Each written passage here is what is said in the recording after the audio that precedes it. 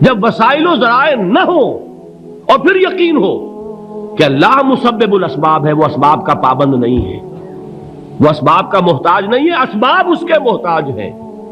اگر یہ یقین ہے تو اللہ پر ایمان ہے، یہ نہیں ہے تو تمہارا ایمان اسباب پر ہے، وسائل پر ہے، ذرائع پر ہے، مادیات پر ہے، اللہ پر نہیں.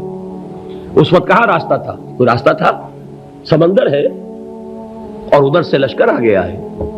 کلا ان معی ربی سیہدین. اب دیکھیے ایمان کہہ دینا آسان ہے، ہوا معکم اینما کنتم، جہاں کہیں بھی تم ہوتے ہو اللہ تمہارے ساتھ ہوتا ہے.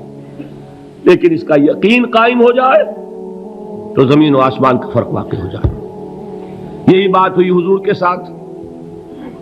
غار ہے، چھپے ہوئے ہیں محمد الرسول اللہ اور آپ کے وہ یار غار ابو بکر صدیق رضی اللہ تعالی عنہ. اقبال نے حضرت ابو بکر کی شان میں چند اشعار کہے صرف، لیکن واقعہ یہ ہے کہ بھاری بھاری نظموں پر اور قصیدوں پر بھاری ہے.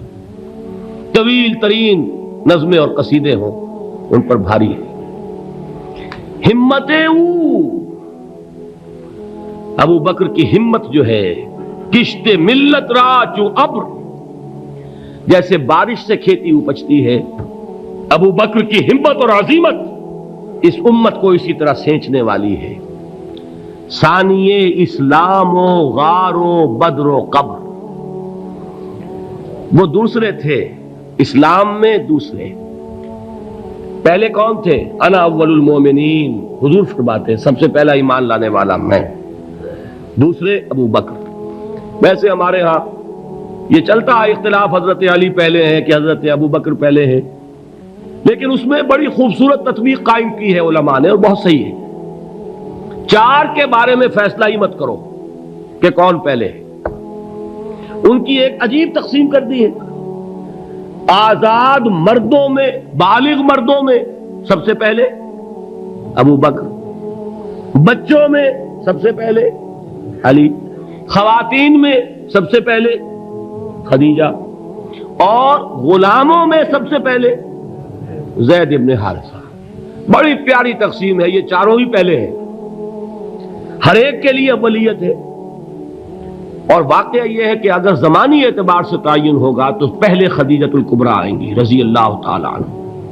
کسی اور سے بات کرنے کی نوبت بعد میں آ سکتی ہے، پہلے تو اہلیہ محترمہ سے بات ہوئی ہے. آتے ہی پہلی وحی ہوئی ہے، ابھی تبلیغ کا حکم نہیں تھا.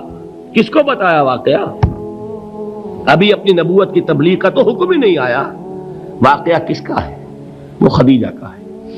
جب کہا ہے کہ خشیت علی نفسی، مجھے اپنی جان کا اندیشہ ہے، تو کیا جواب دیا خدیجہ نے رضی اللہ تعالی عنہا؟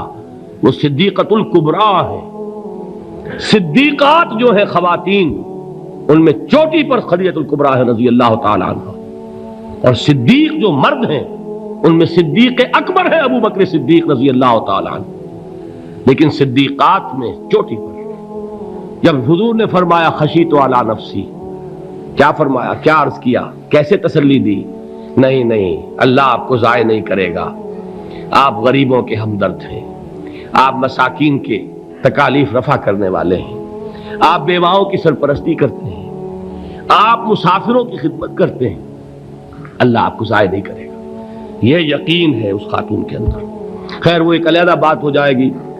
میرے دل پر حضرت خدیجہ رضی اللہ تعالی عنہ کی شخصیت کا بڑا گہرا نقش ہے، جو وہ کوئی اور ہی وقت اور موقع ہوا تو بیان ہوگا. بہرحال اقبال نے ایک مصرے میں جو چار اولیتیں جمع کر دی ہیں، ہمت او کشت امت را چو ابر، ثانی اسلام و غار و بدر و قبر. اسلام میں حضور کے بعد پہلے کون؟ ابو بکر. غار میں حضور کے ساتھ کون؟ ابو بکر.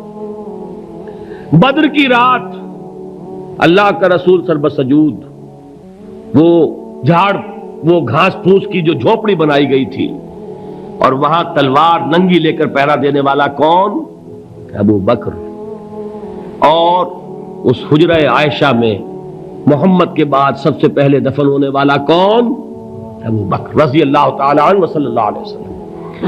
وہ جو معاملہ میں سنا رہا تھا غار ثور کا، حضرت ابو بکر بھی حضور کے خیال سے لرز گئے ہیں۔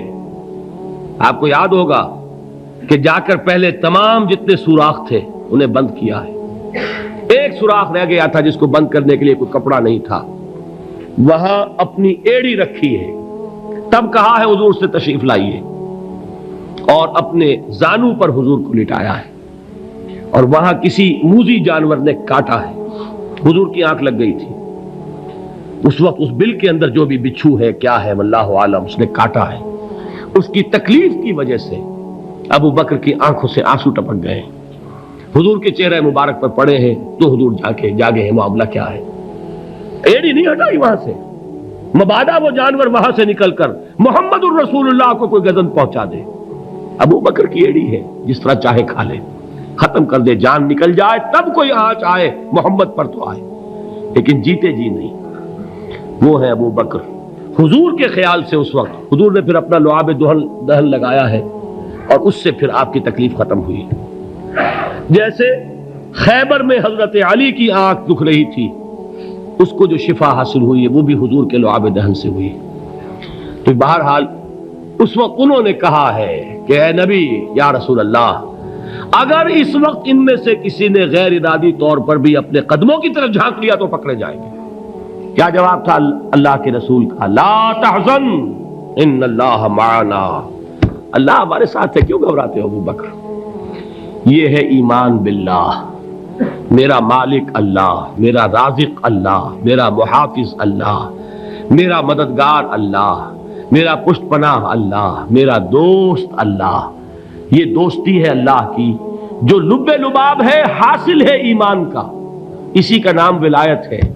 اولیاء اللہ کے سروں پر سینگ نہیں ہوتے، جس کے دل میں ایمان راسخ ہو چکا ہو وہی اللہ کا ولی ہے، جسے اللہ پر یقین ہو چکا ہے وہی اللہ کا ولی ہے، جسے یقین ہے اللہ میرے ساتھ ہے، میرا مددگار، میرا پشت پناہ، میرا ساتھی، میرا دوست، میرا محبوب، میرا محب۔ اللہ اہل ایمان سے محبت کرتا ہے، واللہ یحب الصادقین، ان اللہ یحب الذین یقاتلون فی سبیلہ صفا کانہم بنیان مرصوص۔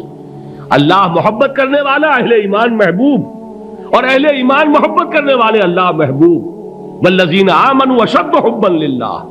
آپ تصور کیجئے جسے یہ رشتہ ایمان یا رشتہ ولایت حاصل ہو جائے، الا ان اولیاء اللہ لا خوف علیہم ولا هم یحزنون، آگاہ ہو جاؤ، اللہ کے دوستوں کے لیے نہ کوئی خوف ہے نہ کوئی حزن ہے۔